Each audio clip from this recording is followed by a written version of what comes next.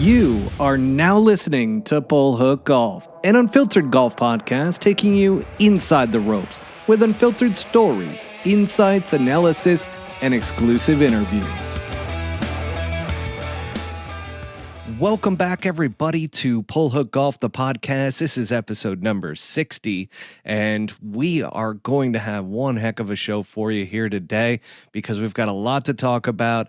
I'm Matt Cook. This is Bobby Brown, and we've got the Mexico Open in Vidanta that just finished up. What an absolutely fantastic tournament that was. We're going to recap that. We've got the upcoming Wells Fargo Championship that is taking place this week at Quail Hollow. And then we've got LIV Golf Singapore, which we are going to recap the good and the bad. If you've been paying attention recently, you know, we've got our earmuffs moments for the LIV Golf fanatics that are diehards. And then let's call them LIV lovers. LIV lovers. There we go. I like it. That's a very positive spin. Yeah, so all you LIV lovers, lovers, we'll give you the heads up as to when to stop listening because we get a little satire. We get a little bit of, a little bit of banter. We joke around a little bit, but sometimes we're very serious about it too. So sometimes, we will, very rarely. We'll definitely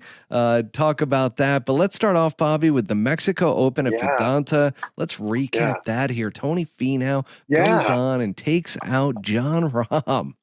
What guy on this podcast called it a two-horse race? You did. This guy. Yep. Two-horse race. And it was official. The cream rose to the top. Tony Finau, 24 under. John Rahm, 21 under. Brandon Wu, 19 under. Akshay, I'm going to call him a pass pound specialist now because he had the big Puerto Rico and now he played great again at Vidanta, 18 under. Emiliano Grillo is continues the good play. He had a nice little T5. Our good young Korean we like, SH Kim, -10, a nice little top 25. Oh, yeah. So it was a good week. I mean, I told you last week, I've never been there before, but my boys, we'll just call them my boys, my crew out there said it sets up for bombers, and there you had it. Cold deck exacta. Tony Finau to John Rahm, $100 exacta. You probably doubled your money. You absolutely crushed that one. I mean, I know it. You didn't have much of an option outside of me choosing John Rahm. I mean, so we'll jump right into the penny bet. So if you guys were paying attention last week, if you're a new viewer, Bobby and I bet 1,000 pennies every week on who's going to win or who's going to play better and between our two players. Head. I had the first pick, and I ended up going with the defending champion, John Rahm. Bobby followed suit with Tony Finau after he called it a two-horse race. And sure enough, we went 1-2. It just didn't go in my favor. No, we went and for all the viewers who have been paying attention to the penny bets, I want to bring up the fact that I was stuck 9,000 pennies, and this gets me down to 1,000 pennies. So the heater continues. The heater does continue. That was a massive win for you. The heater continues, and then we have more penny bets to discuss when we get into the good live section. We'll just call it the good live section for the live lovers. But I'm on a roll right now. Why wouldn't I keep it going? I don't see any reason why. You got to keep it going. I mean, you are putting me right. I mean, it took you a while. It took you a better part of a year to finally start figuring out how to win these. I was throwing up all those stupid emotional bets at the match play. You remember those three that you skunked me on? Yeah. Justin and I don't know who else I was on, but those are my emotional. I'm rooting for these guys, catch lightning in a bottle. So, God, if I don't open my mouth on that, you're actually in the hole. But you're still in the positive, Matt. I'm still in the positive. It doesn't feel good to be losing all of this money and just leaking oil as I go along. But you know what? I also have to give you credit because a while back, and our diehard listeners are going to know what I'm talking about because you told us to be on the lookout for a specific player. You named a few, but Austin Smotherman was one of those players, and you told us to look out for him. Yeah.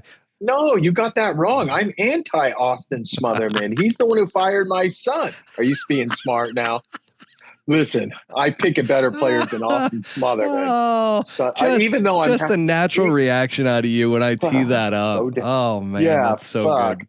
Who cares? He's got that fucking cheerleader on the bag that can't caddy his way out of a fucking paper bag. Oh my God, he's about 6'7" too. Hope I don't run into him. And his brother caddies for Eric Van Roy. And so we nickname him the cheerleader because he's this big raw guy, and he thinks he's super caddy and everything that goes with that. They're a dime a dozen out here. But he did have a good week. Smotherman did have a good week, and it's all putting with Smotherman. He's got sweet action.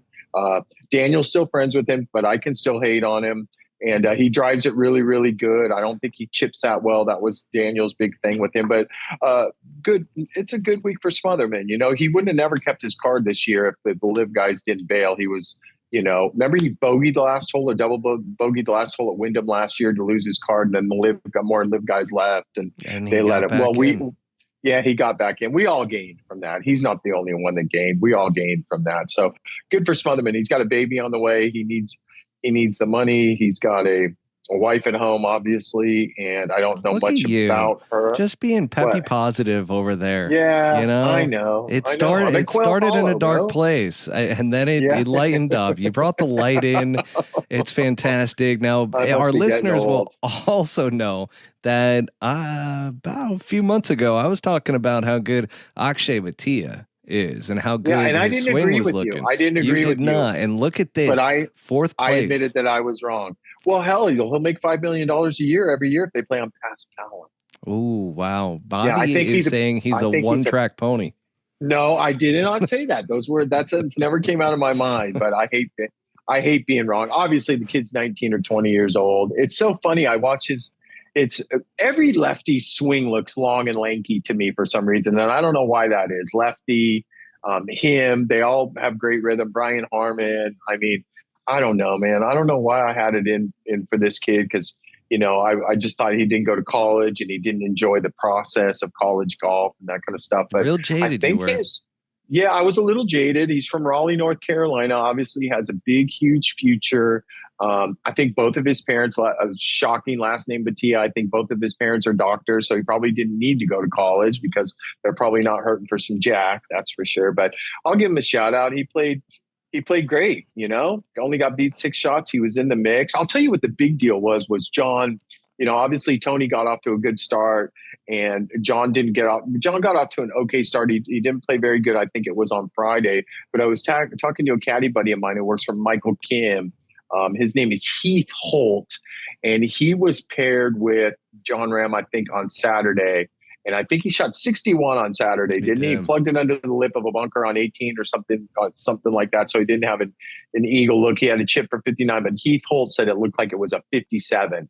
Like, I know he made a ton of putts, but he's like, man, we actually thought he was going to shoot 57 or 58. So, you know, it was a no-brainer for me to say it was a 2-horse race because it was those two guys. And then there was everybody else, right? But you were quick to point out that the guy that I liked so much, Wyndham Clark, was in there. Gary Woodland did play in it, you know, and then it was just everybody else. So, you know, it gets back to what I was saying in New Orleans when I got to see we like Wyndham Clark. You just happen to have the bet on him. Yeah, I do. It'd be nice if that would come through this week because Cameron Young's in the field too. But those two guys are just so much better than everybody else, right, Matt? That's just the deal. They're just so much better than everybody else. And Tony Finau has had 4 wins in the last 9 months or something like that. Is that right? Or is it the last year? Sounds about right. Some kind of crazy stat, crazy stat like that. So he's well on his way to. Man, I don't know if he could ever be number 1 in the world, but he could come damn close, couldn't he? He could come really close. He definitely could. And this, to me, was the breakthrough moment for Tony Finau to stare down number 1 in the world, John Rahm, after he played so good on Saturday. And then on Sunday was right there. They were neck and neck. And for Tony Finau to come through in that situation, that proved to me, for one, that he is a top 5 golfer in the world. I mean, that to me is very clear. Yeah, I agree. He even, did you see, this might even be more impressive, that he caddied for his kids. I did. On the golf course after that round. That night, he was caddying for his kids on the par 3 course. And it just goes to show you what a wonderful human being / individual he is. That he's the first one to say it's family first and I'm a part-time golfer second. And he's really good at that. Quote. The part-time golfer, full-time dad. full-time dad. It's funny, I'm staying in a town, kind of a new town place suites with Micah this week, and his whole posse's here. I wonder how many rooms he gets. He's got five kids, so they got to get at least two. Me and Micah were talking about that last night, but he's got to get at least 2 rooms, I would imagine. But they're all here, and for a guy with his kind of money and that kind of stuff, you usually be thinking they're staying at a Lowe's or a Ritz or something like that. So he's very down to earth. Had to be a comfortable pairing for both of them because they're both boys back home where you live in Scottsdale. And they both play out of Silverleaf, and I think they play together all the time on their off weeks when they have. So had to be a super comfortable pairing, and it was great for TV. It was great for the PGA Tour when the cream of the crop rises to the top, and I'm sure we're probably going to see that again this week here at Quail Hollow. That's for sure. We're looking forward to it. That's for sure. Absolutely. But Tony Finau, to me, top 5 golfer in the world. I agree with you. That was his most impressive golf tournament win on the PGA Tour to date. Yep. You know what else was interesting? Was that Cameron Champ. We have a Cameron Champ sighting at T8. Yeah, shot 14 under last week. I mean, it's good to see him play well. Well, he finished 3rd or 4th there last year too. So Bomber's track, right? I mean, that's true. You did call that. He's so hit. He's so hit and miss. I can't figure out if he's injured all the time or what the deal is with Cam Champ. But he'll just randomly pop up, and it's weird. He randomly pops up out of nowhere and wins every couple of years too. So we'll see. He's got a buddy of mine, Clarkie, on the bag who worked for Justin Rose for a long time. So it's nice to see Clarkie get a nice little lick. It's not a $20 million purse, but it was a nice $9 million purse. So there was plenty of money to go around. That's for sure. Those guys made some serious cash. And a shout out to Brandon Wu for finishing third, minus 19. I think he finished 2nd or 3rd last year, if I'm not mistaken. And that's a really good buddy of mine, David Streza, on his bag. As you know, we've been talking about him way episodes back that he's one of the young up-and-comers. He was a stud at Stanford, mixed it up with Colin Morikawa and Matt Wolff during college. So just another young, great up-and-coming talent to watch on the PGA Tour. Should we talk about my disappointing value for the dollar top 25 bet for our $2 bettors? I look good with Grayson Murray at 3 under. You should lose 1,000 pennies for that one. I should, but I'm not going to. But then he shot 8 over the second day. I talked to Micah because he stayed at the resort last week too. And I'm like, what was the deal with Grayson? Was there like a casino there, or, did he fall off the wagon or something like that? And Micah didn't have any insight for me. So Grayson could lose interest real quick. So anybody that bet $2 on him to top 25, you're probably thinking Bobby Brown's a genius on Thursday night, and then on Friday night you're motherfucking me, just like everybody else does, man. Just like everybody else. What else you got? Touche. Well, that wraps up the Mexico Open at Vidanta. So let's jump right into now the upcoming Wells Fargo Championship. And Bobby, why don't you, since you're out there, you're out there with Troy Merritt this week. What are you seeing in terms of course conditions? Pristine, pure, not a speck of grass out of place. I'll tell you the first thing that we've had some really tough winds that have come through South Carolina and North Carolina starting on Sunday with a big storm roll through. And we've had 30, 40 mile an hour winds. They had it here Sunday. I got here on yesterday afternoon and went and walked a quick 9 holes to see what kind of shape it was in. And I will tell you that the scores, I think, are going to be a little bit lower because we're known for having rough this year. And there was maybe 1.5 inch, 2 inch rough. And then I noticed when we were playing our practice round today, they were out with the mowers again, bringing it down a little bit more. So, man, listen, here's the deal with Quail Hollow on the PGA Tour. Half the guys love it, half the guys hate it. And the reason why half the guys hate it is because they went in and they changed the front side on 4 or 5 holes for the PGA Championship in 2018 and also for the President's Cup that was here last year. So they made it much longer, but it is just pure. But I was surprised to find out today that they are going to redo all the greens once again, which drives us crazy because they'll be thumping hard when we come back next year.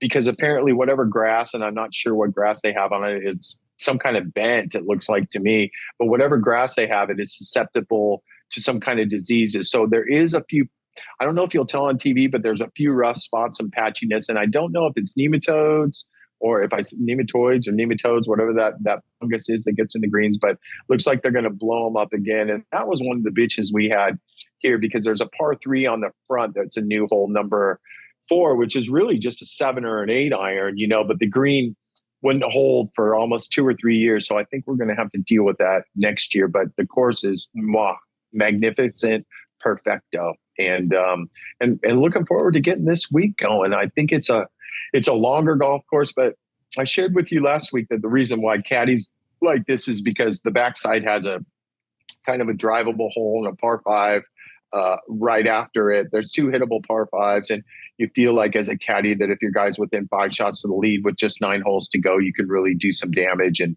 make some birdies. I feel like most of the birdies will come on the backside as opposed to the front. You just kind of try and make a birdie or 2 on the front if you're, if things are going good, and try and go Yahtzee on the back. We're not supposed to have a lot of wind. This wind's clearing out tonight. We had a ton today. They're drying the greens out. They're getting a little bit firm. They're quite slopey. They got quite a few runoffs, closely mown, shaved area runoffs.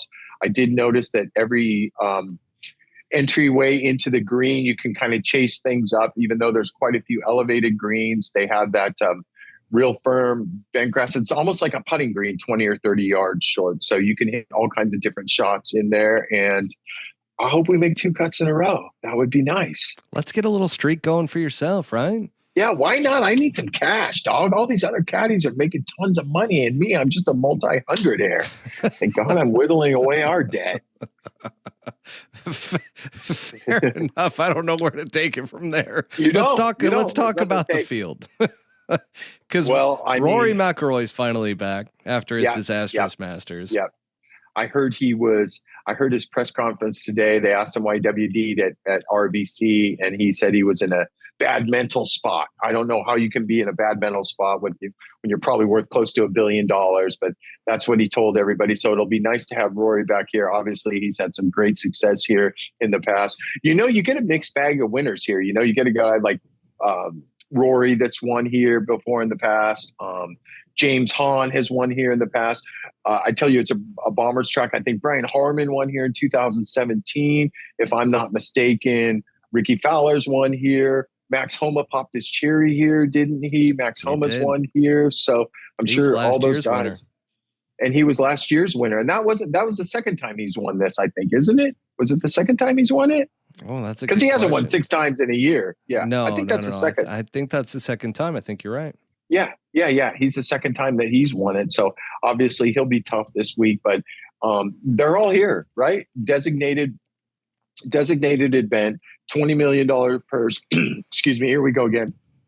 This one's a little different because it's a 156-man field, right? So you get everybody from the Korn Ferry Tour category is in. You had a couple guys that rode some top 10s over Ali. I'm going to see if I can say it right. He's a really good Korn Ferry Tour player. His name's Alejandro Tosti, I think, is in this field. I think there was another top 10 carryover, and they even had a Monday qualifier for this event too. 4 guys got through a Monday qualifier. One of them, a really good, I'm going to say this the right way, really good African-American player. I believe his name is Willie Mack. Yeah, Willie Mack.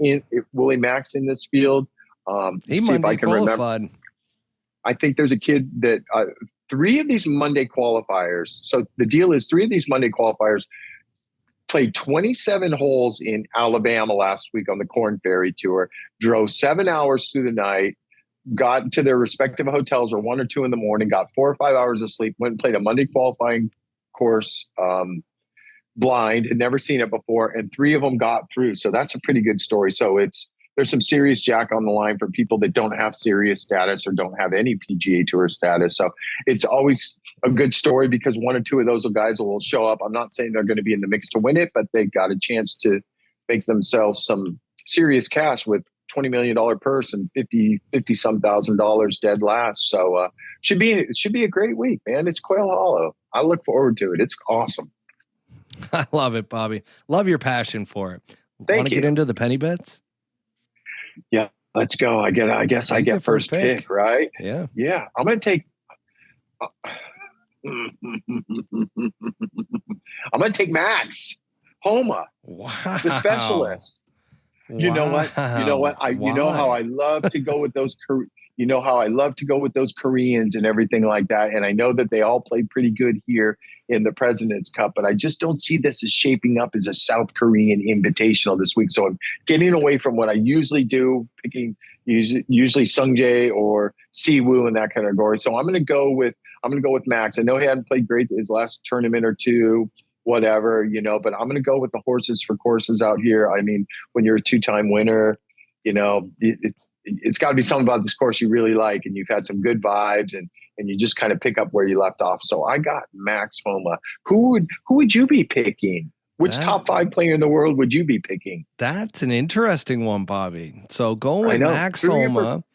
Three for curveball. You want back-to-back, just like I wanted back-to-back with John Rahm last week, but that didn't happen, and hopefully it doesn't happen for you. I'm just going to be perfectly honest here. That's okay, because remember I told you you got the first pick last week, and I was putting up a serious inquiry on that because I would have taken John Rahm first over Tony Finau. You just made it easy for me. So when you're hot, Bob. You are. You just got to let the universe do its thing, Bobby. Yeah, sometimes you do.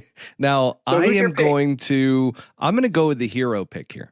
I am going to go with the pick of all picks. I am going to double down because if this happens, I am going to end up doubling my money. I'm going with Cam Young, who finished in the top 5 last year. Yeah, good pick. Third. Good pick. He's a Wake Forest guy, and that's in North Carolina, isn't it? Isn't it Wake Forest? Yeah. Yeah. That's right by Duke in North Carolina. Yeah. So that's a good pick. Yeah, that's a good pick. Thank you. I appreciate that. I hope Wyndham Clark wins. Max Homa finishes second. Cam Young finishes third, because then I would double up. And our picks will just keep looking better and better. Caddies are always thinking one step ahead of everybody else, bro. That's what we get paid to do. Sometimes we're right.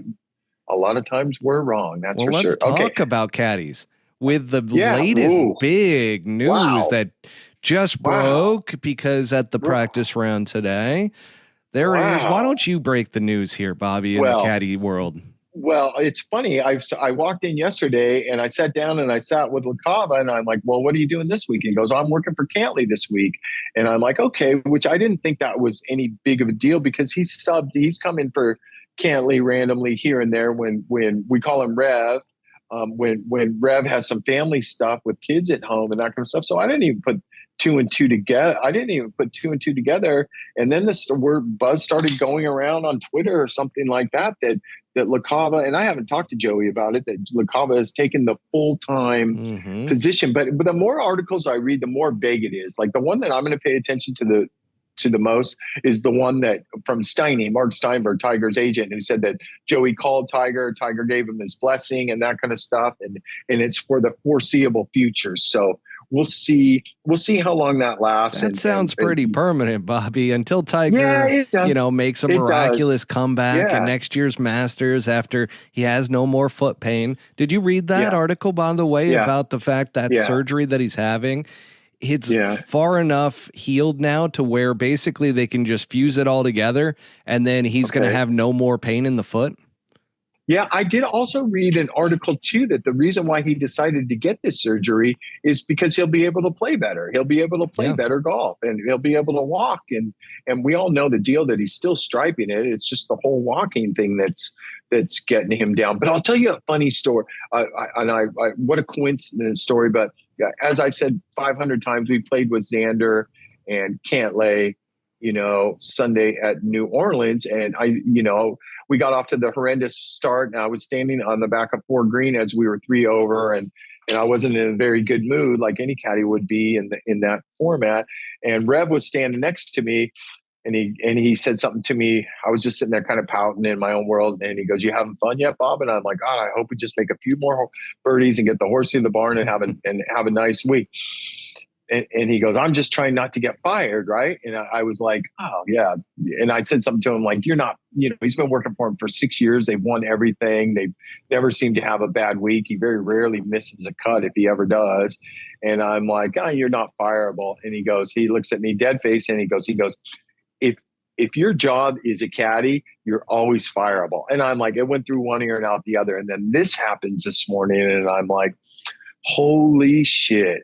Who'd have known? I'm a little bit surprised because LaCava and Rev are pretty good friends. Rev's been doing this for a long time, not as long as LaCava, but I'm just, I just don't.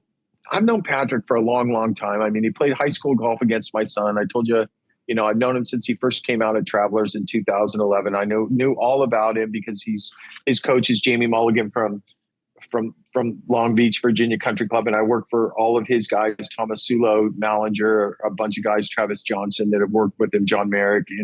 And I was just like, man, how do you fire a guy after you've had so much success? But I mean, Joe LaCava is Joe LaCava. The name goes, with the territory, and maybe it was just getting a little stale and Patrick wanted to change it up. So you're never safe. Like Rev said, if you're a caddy, you're always fireable. So it's the time of the year here again where not really close to the playoffs, but it seems like every 3 or 4 weeks there's a major change. I can't really divulge any information now, but there's another one that I understand that I'm sure that is brewing right now. That's going to not a quiet as high as that, but it's a top 30 player in the world is making a change here in the next week or so before the PGA Championship, and it's never ending out here. Emiliano Grillo, who's been playing great, he fired his caddy a few weeks ago, and he's had a 6th place finish and a 5th place finish. T5, yeah, T5, but he had a 6th place finish at Hilton Head 2, and it's funny I didn't tell you, but it was we had a big soccer tournament down in Myrtle Beach for my 9-year-old, and I got off the golf course on Friday, and I got a text message from Grillo on Friday night, and he's like, "Hey, bro, Troy's not playing next week. You want to come down to Mexico and caddy for me?" And of course, they always finish in the top 5 when you say no. And I'm like, "No, family obligations. We have a soccer tournament and that kind of stuff." And he's like, "Hey, do you have any suggestions?" And I told him, Darren Woolard, who is Taylor Montgomery's caddy, who is a very good friend of mine. Taylor was going to play Mexico. D-Woo, we call him D-Woo. He had already booked everything at the resort, non-refundable. And he's like, "Hey, if you hear of anything, let me know." So I told Grillo, I go, "Hey, D-Woo's going to be down there and that kind of stuff." And he kind of hooked it up, and they finished 5th. And obviously I'm staying with Micah this week, but it shows you what kind of guys some of these caddies are. I'm not going to divulge a denomination or anything like that, but Mike came in the room after the charter from Mexico yesterday, and he goes, "Hey, D-Woo wanted me to give you a little something," and he threw a stack of Benjis at me, and that was class move. So D-Woo, here's to you. Thanks for thinking about me. Yeah, you gotta love the class. It doesn't happen from everybody out here. We are all one big family, but some guys are a little more family than others, I guess you will say. So so there'll be more caddy shakeups going there. There'll be more caddy shakeups. They never end, right, Matt? They just never end in this job. So it's just part of the deal. That's why you go out and you work as hard as you possibly can every single day, and you hope you're not on the bad side of one. And if you are on the bad side of one, so be it. It's just part of the job, and you pick yourself up and dust yourself off and all that good kind of stuff. So we'll see. That's a big move, though. That's a big move. And that is a big it'll be move. Interesting. Just if let's say Tiger gets healthy and this foot gets good and he can walk better and that kind of stuff, and he's obviously made it, he's obviously been very vocal about playing majors only, maybe his tournament and the father son and that kind of stuff. So be interesting to see who steps into that role if Joey, if it's a full-time thing with Joey. It's funny, you hear all these quotes from Steinberg and everybody else and all the Twitter bugs and everything like that who think they know anything, but Joey hasn't said anything, how it went down or anything that I'm aware of yet. He's a man of few words. I know he's a huge New York New York Rangers fan, and he's probably a little sad after. I'm sad after that one. Yeah, I'm sure you are. So, and he's a big sports guy, but good for Joey. I mean, he's one of the best caddies in the world. He's great to get paired with. He is a typical back east guy, as you well know. He's straight and he's to the point, and he's got a great sense of humor, and he's got a little bit of a Guido in him, So it'll be a nice match, those two. Sorry for Rev, but he's bottom line is Cantlay made him millions of dollars, right? He's got millions of dollars in the bank carrying a golf bag, and that's never a bad thing, right? I've been in that situation with Dustin. The purses weren't quite as good, but I think when you look back at it as a caddy, once the dust settles, you're like, man, that was a good run, right? 6 years is a good run out here, especially for that caliber of a player. So all good, all good. 100%. Now, the one thing that you do have to wonder is the caddy change due to some of the stuff that has been going on with his slow play. You get somebody like Joe LaCava in there who's a little bit more direct, a little bit more to the point. He ain't gonna say shit. No, I don't think Joe LaCava is going to say anything. I'm just saying the type of personality Joe has. Is it going to help Patrick speed up a little bit? I don't think so. I told you I noticed in New Orleans that he was changing his routine, and it looked like, and I couldn't figure out if it was just the format. You know, a 2-man team format is not a lot of pressure, and you're yucking it up, and there's more talking going on inside the ropes than a normal mono tour event. So I don't look for him to be any faster unless he's making a conscious effort. And like I've said a million times before, yes, Cantlay is slow. Yes, he's deliberate, but those groups are never out of position when all this hoopla was coming to it. And us as caddies and players out here you know who the fast guys are and you know who the slow guys are. And before you step on the first tee, you know that, hey, this guy's going to be slow. So you don't really want to rush and get a number. You want to, stay busy and talking and chitter chat a little bit with your player until it's your turn to play. So, we'll see how it goes this week. I'm sure he'll have another solid week, Patrick Cantlay. I'm not sure really what his results are here, but I don't ever remember him playing a lot here, honestly, to tell you the truth. But now that it's a $20 million purse, that can change somebody's mind. So we'll see how he plays this week with Joey. Yeah, I wouldn't absolutely be surprised if he was in the mix. It's going to be interesting. I'm interested to. I'm sure he's probably going to be in one of those ESPN pairings, I would imagine. Yeah, for sure. Yeah, because all those big guys get paired together, right? So I'll be watching. I'll be paying attention to that whole thing with him and LaCava, seeing how that dynamic is, and if they're talking through way too much, or if they're, getting some numbers and pulling the trigger. Who knows? Yeah, I mean, this is going to be an interesting combo. And you know who else that I noticed was in the field there, Bobby, that you haven't mentioned anything about, and I wonder where he's staying this week since Dad's in town caddying for Troy Merritt. Pearson Cootie. Yeah, Pearson Cootie's there with Daniel Gregory. What's Daniel up to? Yeah. Well, he is Daniel's very good friends with a player out here, a good friend of mine that used to play out here for years named Steve Marino. And apparently Steve Marino, one of his friends, Steve Marino, one of his friends, I think he played high school golf and college golf with, was a very successful businessman. He's got a nice house about 10 minutes from Quail Hollow, and Daniel's got the whole guest house to himself. So he is not staying with me, but he and Pearson well done, Daniel. Yeah, no shit. Stay away from the old man. I have bad luck right now, Junior. Bad you're luck. On a heater. In penny bets, not in caddy. But Daniel told me that he had to play. They had to play in the Monday Pro-Am and tee off at 10 in the morning. So they were one of those ones that came from Alabama that drove all night and got in at 2 in the morning and went right to the golf course. And I saw Daniel out there. Yesterday, and He's trying to learn the golf course. It's funny. He was exhausted. He couldn't keep his eyes open during the practice round. And we teed off super early this morning. And on about the 4th hole, here comes his caddy walking up the fairway, doing his homework. And, it's my guy. It's my Daniel out there, outworking everybody else. Yeah, and he's just on, and it's funny, I just got a text from him, and he said, I'm just leaving the course now, and he was there at 7 in the morning, and it's almost 8 o'clock at night, so the kid's on a mission. He actually played great. He finished 11th last week, Pearson Cootie. He was a shot off the lead, swinging into the last round. For people that don't know, they had some rain out on Thursday, so it was a 54-hole event, and he was a shot or 2 shots off the lead, and they made a triple bogey on 1 hole, and had no chance of winning. And then he fought it back and made a couple more birdies. So T11, Daniel said, got you 22 grand or something like that. So that's a nice little lick for Dan. And he's still stockpiling some cash, and they're obviously playing this week. And it's going to be a good course for Pearson Cootie, right? Because I'm not going to say it's a Bay Hill course, but as far as length goes, it is kind of a Bay Hill course. It's a big course. And they are, and so he has also got a spot next week in Dallas, and his twin brother does too, Parker Cootie. And then Daniel told me the good news this morning that his 7th and final sponsors exemption is going to be at Colonial for the Crown Plaza, which is Really? another. Which is, remember you were asking me a few weeks ago, what course is like Hilton Head? And I said Sony. Yeah. I can't believe that I didn't tell you Colonial, because Colonial is just like Hilton Head with the overhanging trees and, that's a good point. and Hogan's Alley. And, and it's super, did I just say Hogan's Alley? That's Riviera. Yeah. But it was Hogan's home course, I believe, was the deal. So they're going to get a few more starts out there. And I think they are 5th or 6th on the Korn Ferry Tour list now, which kind of makes him a borderline. He is a lock because he's so good, right? So he's a lock to get his card. So all systems go.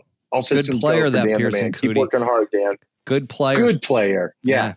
Good player. We love to see player. it. And talking such a about East Guido, you are. we're talking about 54 holes, and we're talking about a guy who said he'd never go to LIV Golf. So why don't we talk about LIV Golf next, huh?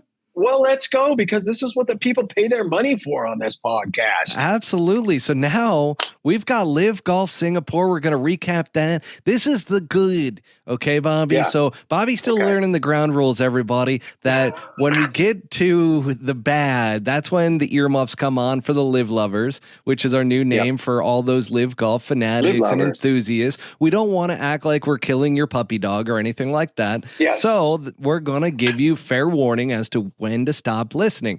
Now's not the time, because this is the good part. I mean, LIV Golf Singapore, that golf course is behind me. It's absolutely stunning. They have the Singapore Open out there. And that is where Taylor Gooch goes back to back, Bobby. After Adelaide, he was so jacked up and pumped up. He came back and won again, because there was no, I'm not going to get into that yet, because that's part of the bad. So we're going to, this for Taylor Gooch, going back to back and beating Sergio Garcia, who's a former Singapore Open champion in a playoff.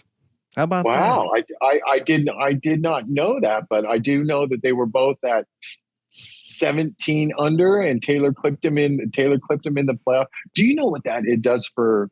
So Mal Baker is his caddy. He's an Aussie, and I say I'm close with everybody, but I am close with Mal.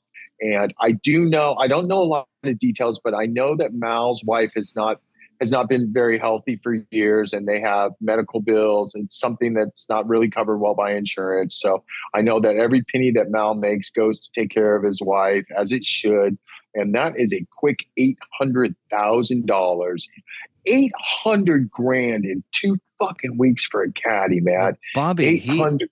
It should be more than that, no? Well, everybody's saying it's more than that, but remember the team money is only 25% of the pot, though. Yes, it's probably a little bit more than that. Well, Taylor Gooch made, I want to say, and I'm going to have to fact check myself here, 9.5 million. Yeah, but they're doing that math based on the team getting the full 100% of the team money. Remember that 75% of that team money goes back to LIV Golf, and then the other team members split up 25%. So let's say, what is it for winning the team? Is it do you know what that is? 1.5 million? I got to tell you, with all my analysis around LIV Golf, I don't pay a lot of attention to the money. Is that weird? Okay. No, not really. It's not. Like, the money's not a selling point for me as somebody who's watching it, right? Like, I don't really care how much they're going to make. They're going to make a boatload of money no matter what. Did you hear what Taylor, when you go and play Australia, they take out 48.5% taxes right there on the spot. No wonder they don't play big events out there. Yeah, no shit. So Taylor Gooch went on record saying is like, yeah, you think I made $4 million, but what I really made was $2.2 million, because the Aussies take 1.8. I was thinking about this last night. So he gets 2.2. Okay. And he paid, excuse me, geez. Poor Taylor Gooch.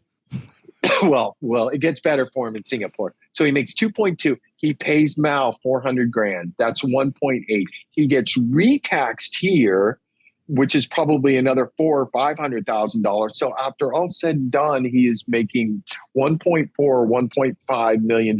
So it's not as good as it seems. I'm sure he's not complaining, because he goes Yahtzee for $4 million last week.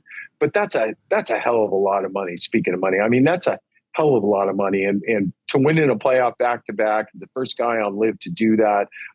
They clip, Brooks Koepka was right there. He got beat a shot. Is it safe to say that Brooks Koepka is officially back? I mean, he's definitely back. You know what's interesting about Brooks Koepka being back, though? He doesn't have that killer instinct yet that he had when he was locked in the zone, winning majors. He right now is just kind of that guy who he's got it back, but he doesn't have that killer instinct yet to where he's just taking guys out down the stretch of the final round. I was going to say of a Sunday, but which it is a Sunday technically, but I was watching it on Saturday since it was over in Singapore. But yeah, I mean, Brooks Koepka's back. It was good to see Sergio Garcia play well. Obviously, he's won out there before. So like you always say, horses for courses. And he certainly won. And how about Scott Vincent? I think we picked him to you picked him in the past and maybe our last place bids. He stumbled in for a nice fourth place. I don't know if I've ever bet on him for a last place. I might have. Maybe not. I might have. Maybe. But Zimbabwe in and coming in and, he was right there with those guys. Now, he wasn't in the final pairing of Sergio, Brooks, and Taylor Gooch, but he was the one just behind them, and he was right. He was making a lot of putts, but he was also missing a lot of putts. But the putts he was missing was going about 3 feet past, and he was using one of those lab putters. Have you seen those out there on tour? Yeah, I have. What do you think of those, Bobby? With the face always staying square. If you've been to a PGA Tour event, all the putting guys and putting reps set up the Scotty Cameron bags and Odyssey, and Lab has one bag out there. I think Scotty uses one of theirs, doesn't he? Adam Scott, and I think Camilo Villegas just starting using one of those too. So I don't know much about them. They have one bag out there with a rep. I wouldn't even know who he is on a first name basis, but putters are like clubs, right? When people go buy a set of clubs, what's the most important thing you look for when you buy a set of clubs, Matt? It's something that looks good to you behind the ball, right? Yeah, for sure. So I'm sure there's some science behind their putter. I'm not. The putter face is supposed to stay square the entire time. Okay. So with your swing path and everything, it's supposed to stay square to path. Yeah. Because there's no torque. They miss any putts. I know. It's absolutely incredible. Who would have thought it? Now, granted, the guy who is the inventor of lab putters had a famous putting coach that actually told him, well, torque, if you just put your hands on it, it takes away the torque. So because those putters, they have this thing called the revealer, and the putter face flips around even on those face balance putters. So that's their whole gimmick, right? Is that the putter face stays perfectly square. And I got to tell you, some guys it works a little bit better for. Scott Vincent being one of them, but tell you what, it didn't help him on Sunday, even though he's rolling it 3 feet past every time. He was aggressive, and he stayed aggressive, which was nice. As long as he made him coming back. So he only got beat 2 shots, 15 under. Hey, shout out to our guy, Scotty McGinnis on Mito Pereira's bag. Another fifth place, 14 under, get him, close to $1 million. That's a quick 80 grand for Scotty right there. Jason Kokrak starting to show a little bit of form in a T6. Our guy, Cam Smith is trending, and I look for him to win one pretty soon. He had a nice week at 12 under.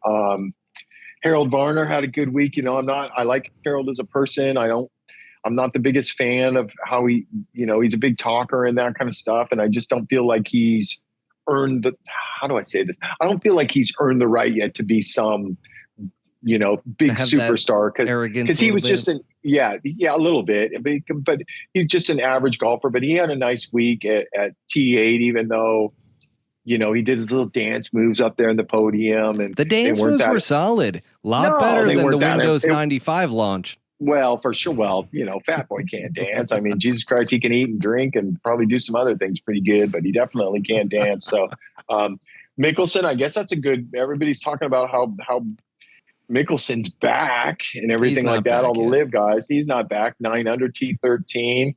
I mean, good week for Bryson. Top 20, tied for 19th, 7 under. What's wrong with Dustin Johnson right now? 1 top 10, 10th place finish. He finishes T23 at -6.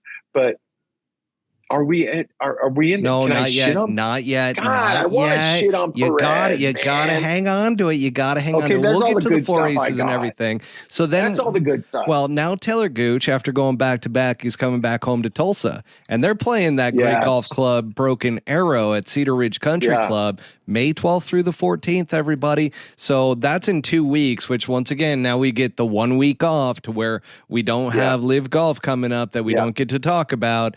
So this is our LIV Golf moment, and then the RangeGoats, my favorite team, Bobby, my favorite team solely because of the logo and the colors are sick.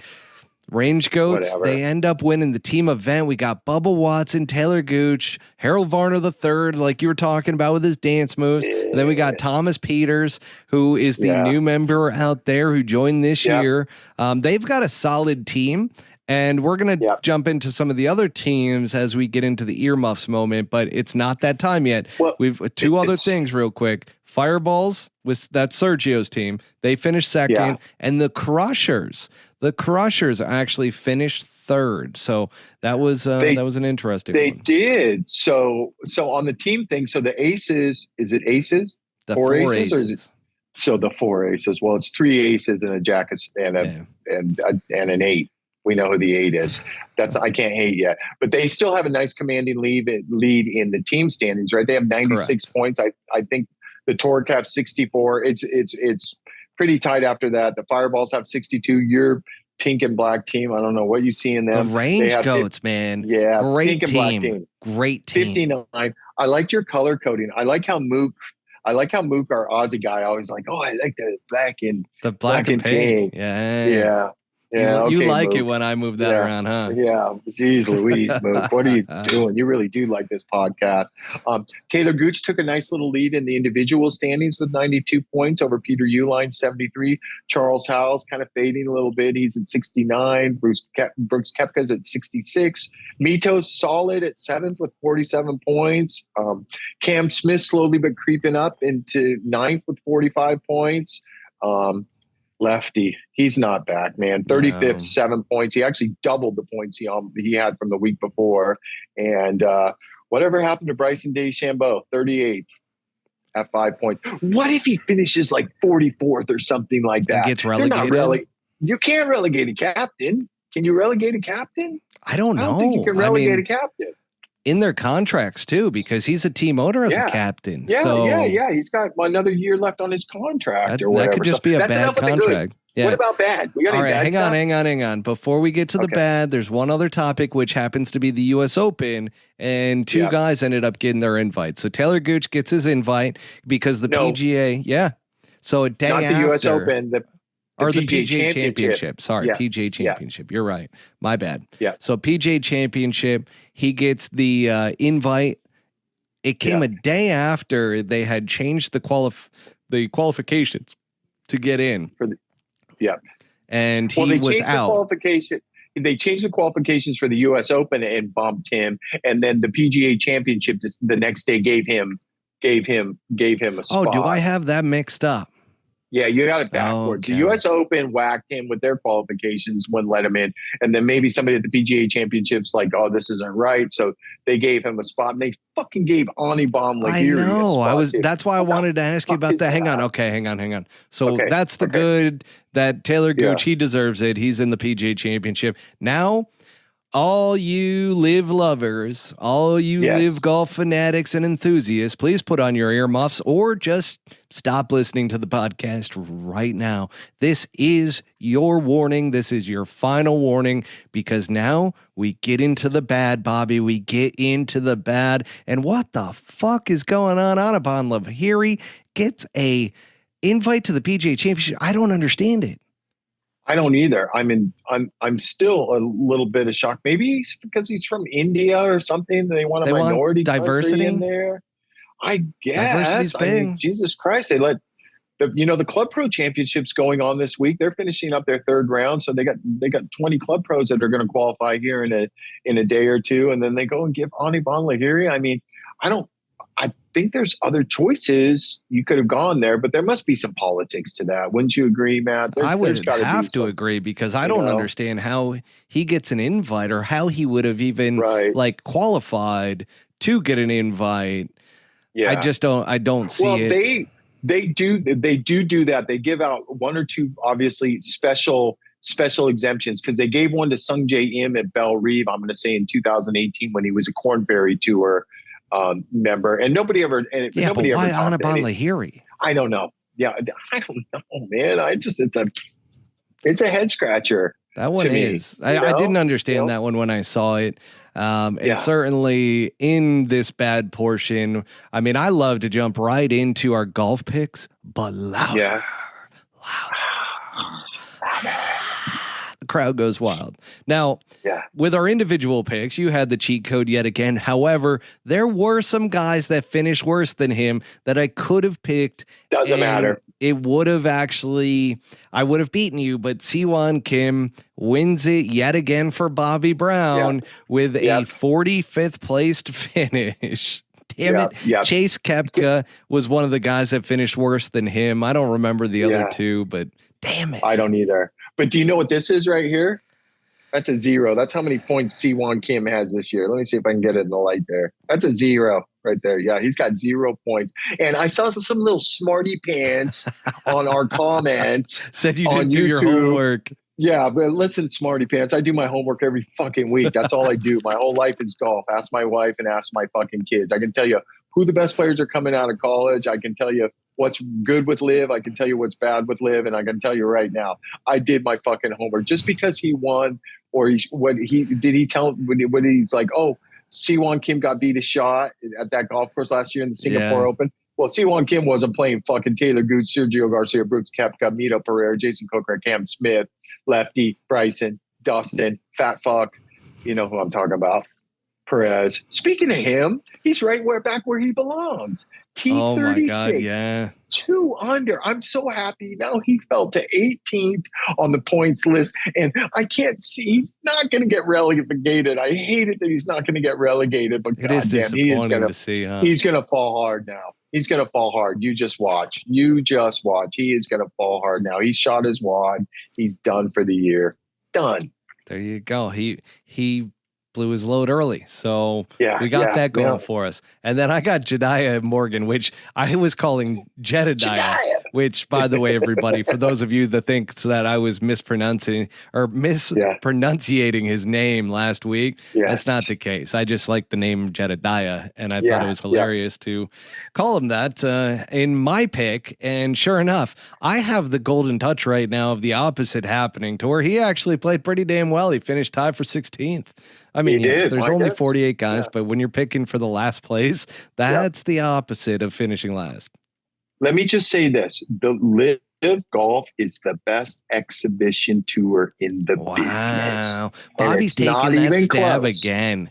I am. It's the best exhibition in the fucking business. What about Poulter and Westwood and Stenson? They can't pop a fucking grape right now. Louis Oosthuizen, Graham McDowell, all these old-time players that were, that were major winners, some of them, they just can't. They must have got too much money. But let me ask you this question one more time. What the hell is wrong with Dustin Johnson right now? I don't know, Do you think Bobby. He just got too much money up front? He just doesn't give a shit? I don't think he cares. Why would you? You get 200, 150 or 200 million, I mean, you were the one that called it in the beginning that you had heard that he's retiring after his contract.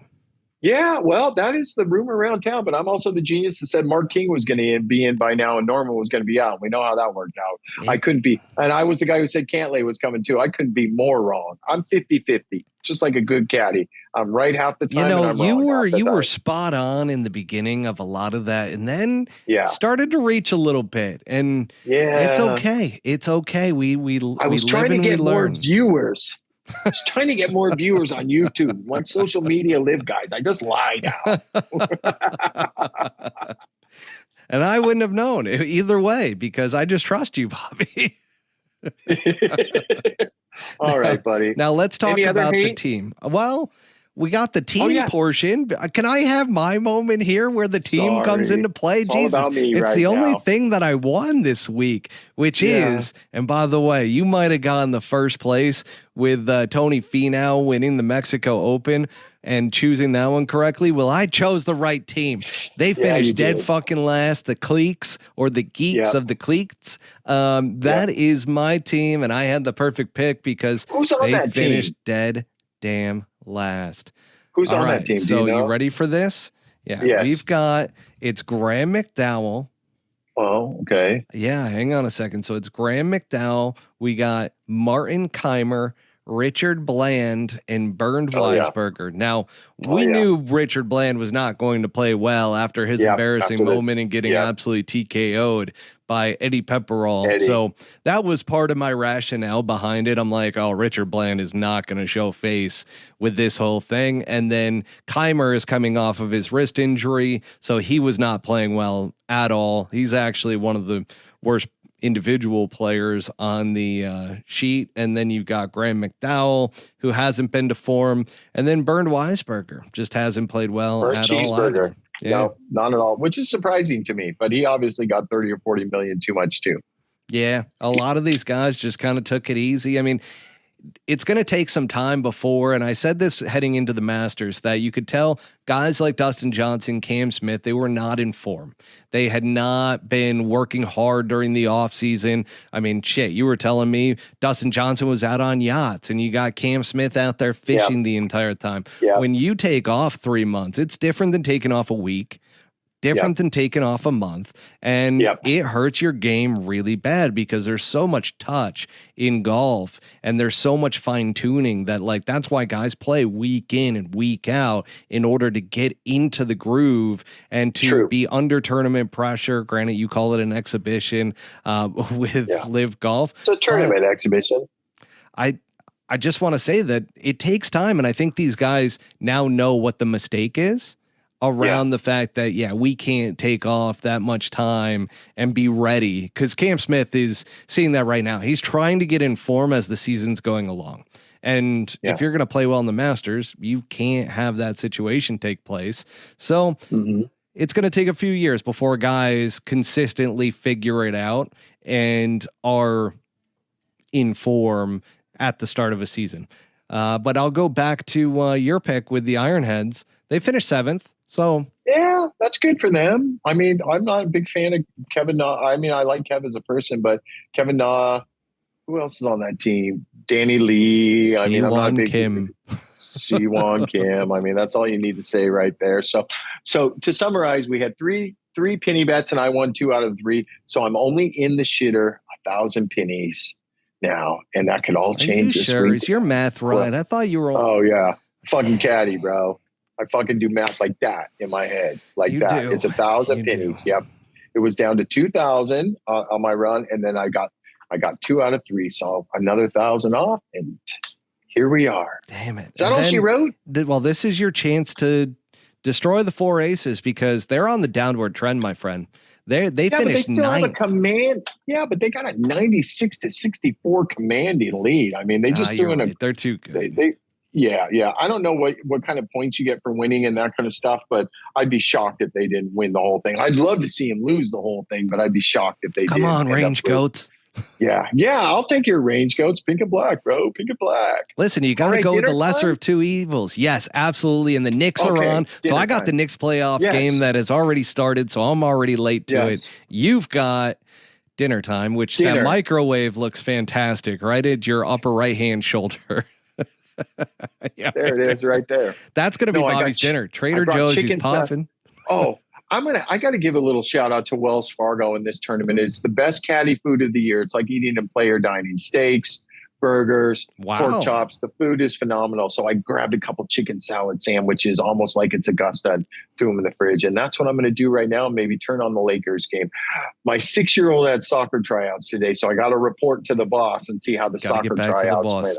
I think we got a stud in training. Thanks for having me, Matt. Thanks, Bobby. Appreciate you. Take care, buddy. Have a good week. See you next week. All right. Bye now. Thank you for tuning in to Season 2 of the Pull Hook Golf Podcast. Make sure to hit subscribe and go to www.pullhookgolf.com for more